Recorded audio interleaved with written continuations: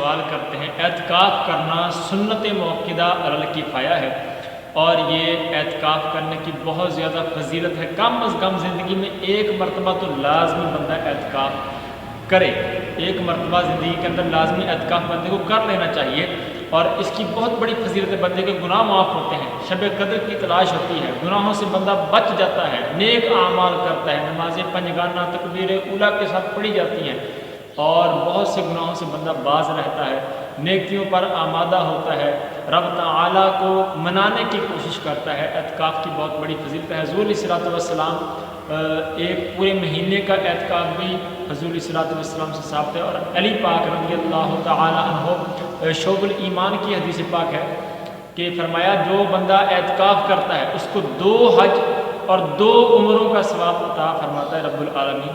اور حضرت حسن بصری رحمۃ اللہ علیہ منقول ہے ان سے کہ ہر روز اعتکاف کرنے والے کو 1 حج کا ثواب عطا کیا جاتا ہے۔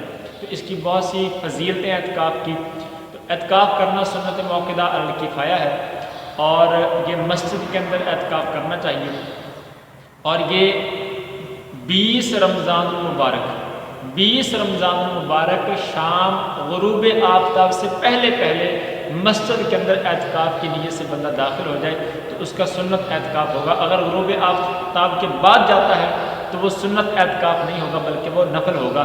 اور اس کی نیت کیسے کرنی ہے کہ میں نیت کرتا ہوں رمضان المبارک کے آخری عشرہ سنت اعتکاف کی۔ اس طرح آپ نیت کر کے مسجد کے اندر اس اعتکاف کی 3 قسمیں ہیں، ایک نفلی، دوسرا واجب اور تیسرا سنت۔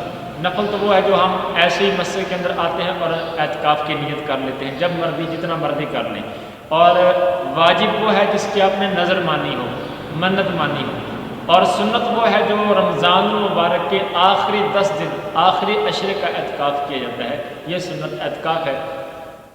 یہ اعتکاف بندہ حجرے جو پردے لٹکاتے ہیں، خیمے بناتے ہیں، تو خیمے لگانا بھی ثابت ہے، خیمے بھی لگا سکتے ہیں، اور بغیر خیموں کی بھی اعتکاف کیا جا سکتا ہے۔ تو اعتکاف کے اندر جب آپ مسجد کے اندر داخل ہو تو کوشش کریں مسجد کے تقدس کا، مسجد کے آداب کا بھی آپ خیال رکھیں گے۔ مسجد کے اندر آپ چٹائیاں، دیواریں، فرش، مسجد کی چیزیں، اس کا آپ کوشش کریں گے کہ وہ صاف ستھری رہیں، میلی کچیلی نہ ہو، ان پر گندگی آپ کی وجہ سے نہ جائے۔ مسجد کا آپ آداب کا خیال رکھیں گے، اور اس کے ساتھ ساتھ مسجد کے اندر بیٹھ کے جتنا زیادہ ہو سکے قرآن پاک کی تلاوت کریں، نماز پنجگانہ ادا کریں، ذکر و اذکار کریں، بالکل خاموش بھی نہ بیٹھ جائیں۔ اور جس طرح آج کل موبائل کے اندر بندے لگے رہتے ہیں، بس وہ سوشل میڈیا، فیس بک چلا لیا، اس طرح نہ کریں۔ آپ ان 10 دنوں کو غنیمت جانیں، شب قدر کی تلاش کریں، اور نیکیوں کے انبار جمع کریں، برائیوں سے بچنے کی کوشش کریں۔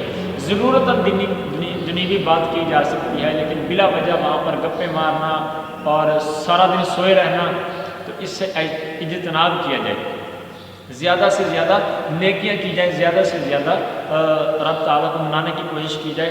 اور جو بندہ اعتکاف پر بیٹھتا ہے اس کے لیے بلا وجہ مسجد سے باہر نکلنے کی اجازت نہیں ہے، ورنہ اعتکاف ٹوٹ جائے گا، اگرچہ بھول کر ہی نکلے ہو۔ 2 صرف حاجتیں ہیں، ایک حاجت شرعی، ایک حاجت طبعی۔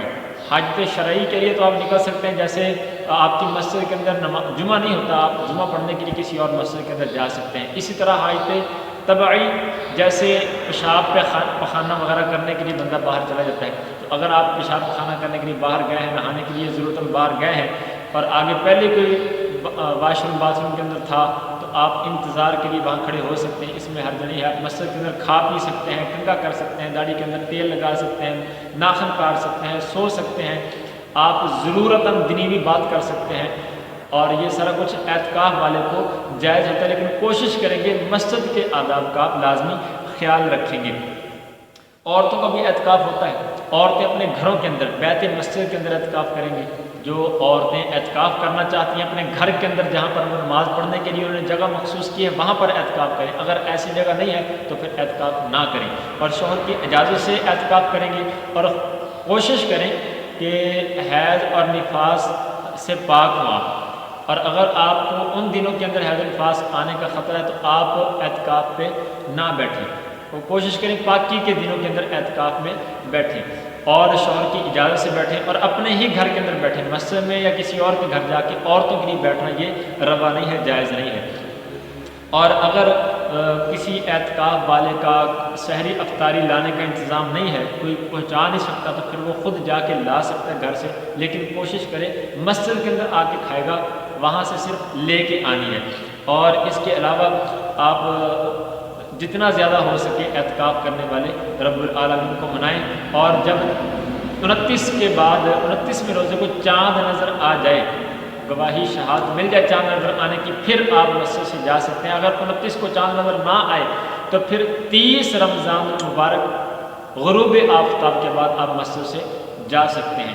اس کے علاوہ اگر بلا ضرورت آپ مسجد سے نکلیں گے، آپ کا اعتکاف ٹوٹ جائے گا۔ کوشش کریں بلا ضرورت مسجد سے باہر نہ نکلیں، ضرورت نہیں نکلیں، وہ بھی مختصر وقت کے لیے، اور جتنا زیادہ ہو سکے آپ شب قدر کی تلاش کریں۔ اور خصوصاً اعتکاف کرنے والوں کو میں کہتا ہوں، کرونا وائرس کی وجہ سے ویسے گھروں کے اندر اعتکاف کرنے کا کہا جا رہا ہے، اگر حالات ٹھیک نہ ہوئے اعتکاف کرنا پڑا تو آپ کوشش کریں کہ گھر کے اندر اعتکاف کر لیں، اور خصوصی طور پر گڑ گڑا کر رو رو کر تہ دل سے یہ دعا کریں کہ اللہ پاک اس وبا سے ہر ایک انسان کی حفاظت فرمائے، اللہ پاک ملک پاکستان کی حفاظت فرمائے، ہماری مسجدوں کو، ہمارے مدارس کو پہلے کی طرح آباد، پہلے سے بھی زیادہ آباد اشارت فرمائے۔ جزاک اللہ خیرہ۔ اگر کوئی اعتکاف کے بارے میں کوئی سوال پوچھنا ہو، علماء سے رجوع کر سکتے ہیں، اس نمبر پہ آپ رابطہ کر سکتے ہیں۔ اگر کسی بھائی نے کوئی اعتکاف کے حوالے سے، کوئی اور روزوں کے حوالے سے، کسی بھی حوالے سے کوئی مسئلہ جاننا ہو تو جزاک اللہ خیرہ۔ السلام علیکم و رحمۃ اللہ وبرکاتہ۔